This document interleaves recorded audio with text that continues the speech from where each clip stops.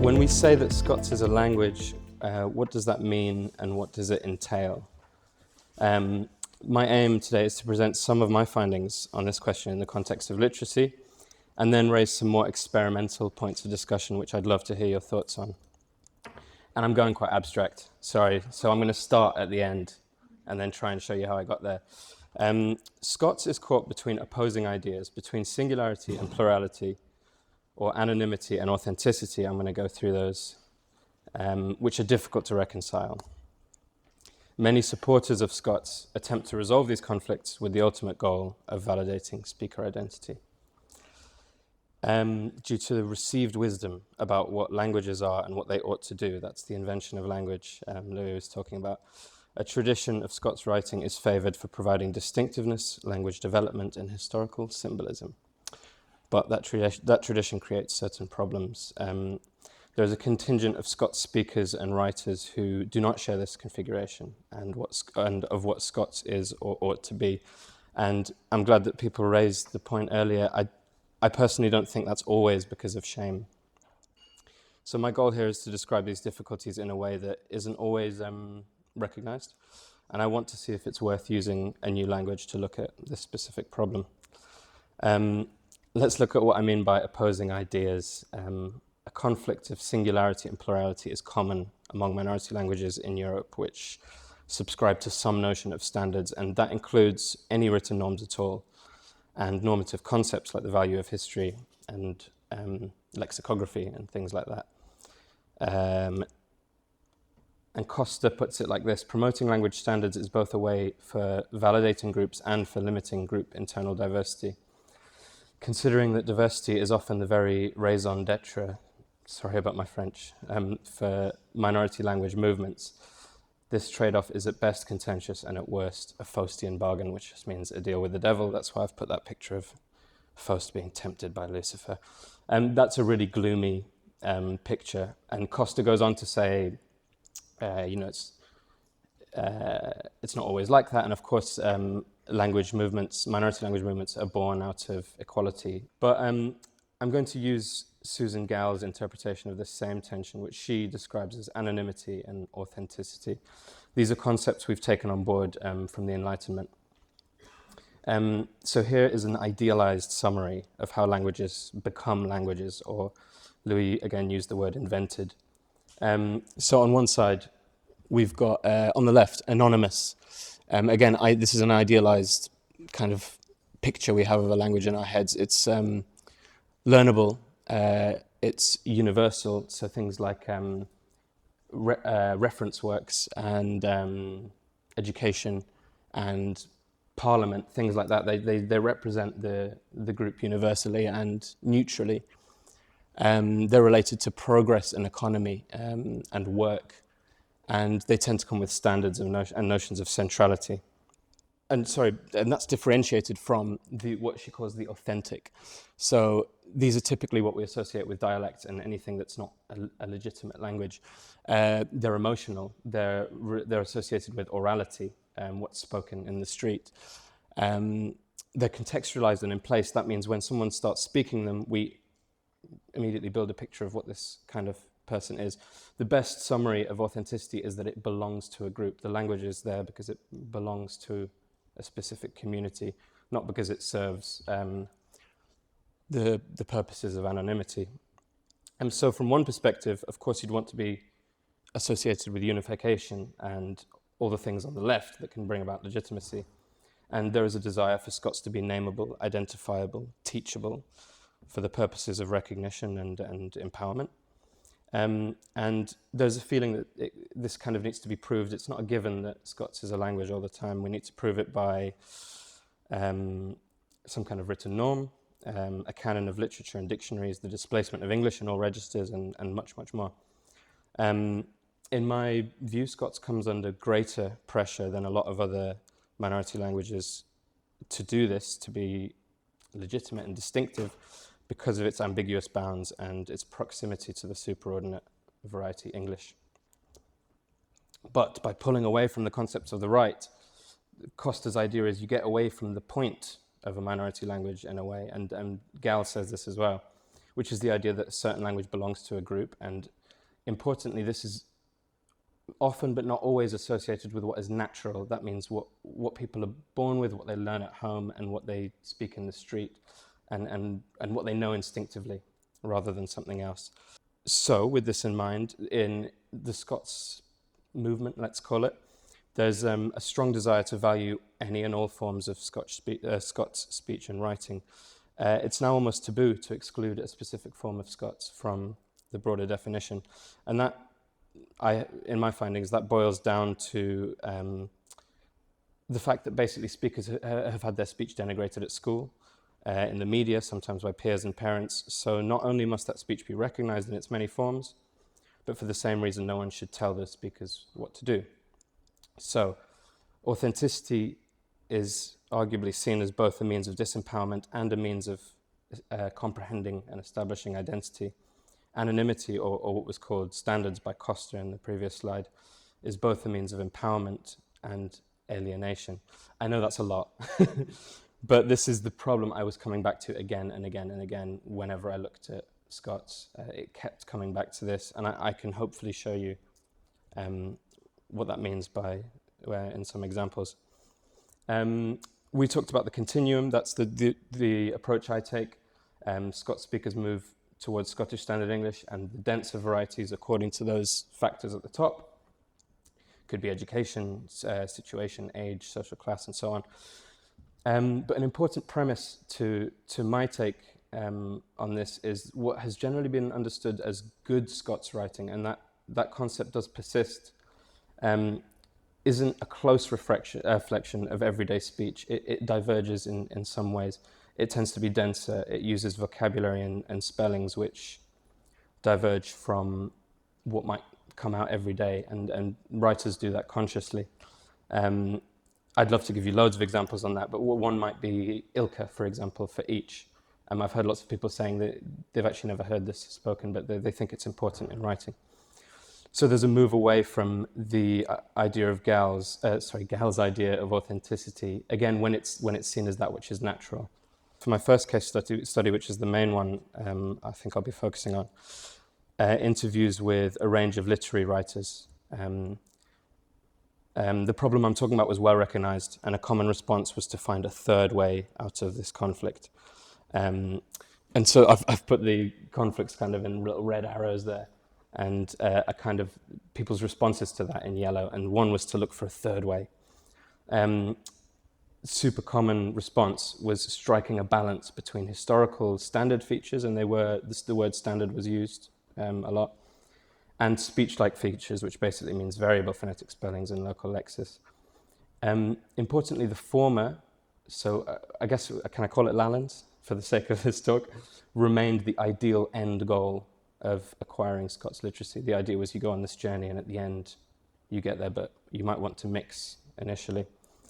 And Thomas Clarke, in his introduction to, he was one of the people I interviewed, in his introduction to Animal Farm, the translation of Animal Farm, he recognizes this exactly. Translating into Scots is a high wire act, on the one hand, inauthenticity, on the other, indistinctiveness, and he's constantly trying to navigate this balance. The idea being that Scots can have all the legitimacy and prestige of an old and independent language, but it's still rooted in reality. It's the age-old thing of the ideal and the real, which was a lot more contentious in the 20th century.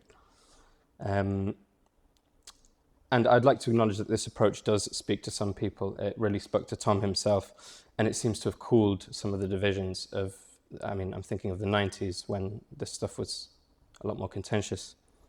But the traditional elements are still difficult for some. So, by which I mean some of the phonetic writers found them difficult to identify with. So when I pressed the interviewees who were kind of from a more pro-Scots planning perspective, they spoke in a way that reinforced the underlying value of the traditional features. And as I said, that was still the kind of ideal endpoint of learning Scots. But this necessitates a view that phonetic spellings are inappropriate. So I'd ask them about phonetic spellings, and they'd say there's absolutely nothing wrong with writing phonetically. That's the impulse towards, authenticity and plurality.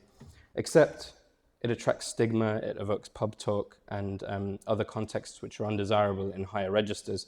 Higher registers is pointing towards singularity, anonymity. And it's for this reason that those phonetic features or speech-like features were considered inappropriate outside of a specific type of literature that's contextualized.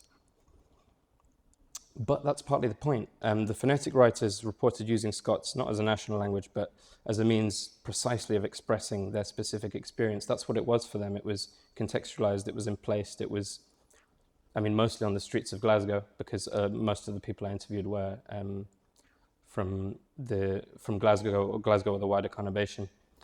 And sometimes undefined. They weren't so fussed about whether it was Scots English or whether they were separate languages or dialects. They were kind of throwing out the rule book in a way. For them, decontextualization defeats the point. And like I say, within the Scots movement, there's certainly lots of tolerance to different viewpoints, but it does get undercut by a view that it's ultimately disempowering not to cultivate the traditional norms. I'm going to skate over this, I think, just for the sake of time, but I did look at guides for editing Wikipedia. And Wikipedia is, or an encyclopedia is, that's where things become a lot more like this, because the point of an encyclopedia is, it's a reference, it's a point of reference. It's completely anonymized, or the premise is that it's anonymized, it's there to provide information. But that's not why Scots Wikipedia was started. It was started as a kind of, for the ends of identity. And the tensions that I found there were, these are in the language guides for editing Wikipedia. Central authority was split. It was both good for language development and bad for Scots' internal diversity. And again, standardization, when it was talked about, it was a positive force, but it was also a dirty word in a way, because it didn't, it was good for language development, but it didn't allow for the diversity of writing practices. And so one kind of common line of thinking emerging from these tensions is around some impetus towards singularity. So the kind of line of thinking went a little like this. Scots speakers shouldn't be stigmatized for spoken Scots, and a solution for this is language status. The urban written styles are less likely to represent a language because they're stigmatized and they're insufficiently distinct from English, and therefore the traditional forms much more likely to represent a language, and they're appropriate for high registers. I've put this very crudely, but this is kind of the line of thinking that emerged. And one of the reasons I don't think some writers are really on board with this model is because, as I said before, they view their language as something natural, essential, and contextualized, not an abstract formal language. So, and then a common response to that is that those people hold this view because they're ashamed of their language, or they just haven't been taught Scots literacy, and once they learn it, they'll feel a sense of pride. And this was true for some of my interviewees, and I've observed it in some people who shift from English to phonetic writing to the more traditional writing. That's their experience. But I want to emphasize that I don't think it's a given. So unsurprisingly, I saw an extreme version of this on Twitter. This was my third case study with social media. And here, a lot more inflammatory language comes out. Self-haters. They're called a string of bad words, and the suggestion is very much that they've got a kind of internalized colonialism or unionism that drives their anti-Scots sentiment. And the cringe is a really important example of, I think, what I'm talking about. I've observed the cringe. I think it's a real thing. Someone mentioned it before. This is a kind of shame at viewing your own minoritized culture out in public. But a really interesting data point I came across when I interviewed one of the phonetic writers. He said he never used to consider writing in anything but standard English because he felt embarrassed. He'd see it and he'd literally cringe. And then after a while he said, no, this is me, this is my language. And so he started writing phonetically, but he distinguished it from another type of cringe he had, which is when he looked at something more traditional, he cringed because he didn't relate to it. He didn't identify with it. It wasn't authentic, in his words. So what happens is sometimes I think this language of cringe is being used, and it's not really considering that there's two different forces there. And importantly, this is because of, like I was saying, the natural and how transparent written Scots is. And what's interesting is the person there says, anyone who says they can't understand Scots is suggesting that Scots is always something natural. But below that appears this comment from user C.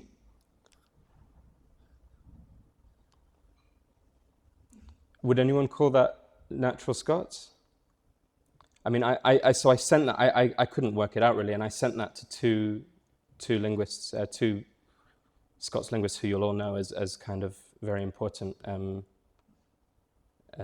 the field, and they said no, it's complete contrived. I mean, if you disagree with me, please tell me. But they said it was just a contrived, and the lees is being used as please, where actually it came from leaf is, and then the response to that is I'm bowing to your mighty Scots use right there, and so that is for this person the ideal end of Scots, but certainly the phonetic writers I interviewed would look at the top comment and think that's got nothing to do with me. So yeah, I think that contradiction, to use a kind of crude term, between the discourse here and there is indicative of this kind of double consciousness I was finding a lot in Scots, where it's kind of something natural in one part of your brain, but also something ideal in another part of your brain, and we're kind of shifting between those two. And so, this was Twitter, obviously. This is a really exaggerated example, but a toned down version of this was something I observed. So kind of the problem I want to look at, if it's not already obvious, is when people reject the Scots project and languageness, what's happening? There is that view out there. And two responses, as I said before. One was to improve literacy. I've put it in inverted commas because that assumes we kind of know what it is, and it assumes a standard, and not a standard, but something, an idealized form. Something comes into your head when you say, okay, we're going to teach literacy. Well, what is it?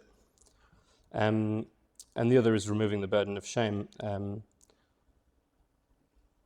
And these are expressed with compassion for a lot of the point, but the question I want to ask is this a solution or a kind of justification in a way? Because I'm not suggesting that at all that these responses are disingenuous, and they've resonated with some speakers and writers, as I've said, but there's instances where they felt like justifications for a traditional view of Scots, and that the skepticism isn't, we're not really understanding where the skepticism is coming from. Are all skeptics ashamed, or do they have different visions for Scots? There's good evidence to show that some simply don't see their language as something that can be categorized or learned in a classroom. To give you two examples, one of the people I interviewed was Willie Maley, who a lot of you will know. And I mean, someone like him or Tom Leonard to say that they feel ashamed of their language, it doesn't resonate with me at all. They're very proud of the language they use in writing and what they speak. But Willie Maley was very ambivalent about what Scots was and whether it was a language, and certainly in the 90s he was very resistant to any kind of labelling of Scots. And Tom Leonard did the same. And this is, when I say I'm getting a bit experimental, this is Acosta released a paper this year on Occitan, and he's also done some work in Scots. And he brought out a paper a paper this year in Language and Society that called for attention to these alternate visions. He suggests that a lot of speakers don't need convincing that they speak a real language. They already know. They kind of get it, but they still reject the label and prefer other visions because they cannot be autonomized as a code or reduced to pure denotation. They can't be abstracted from the social and material conditions of those that speak it. And that's where I'm at. Thank you.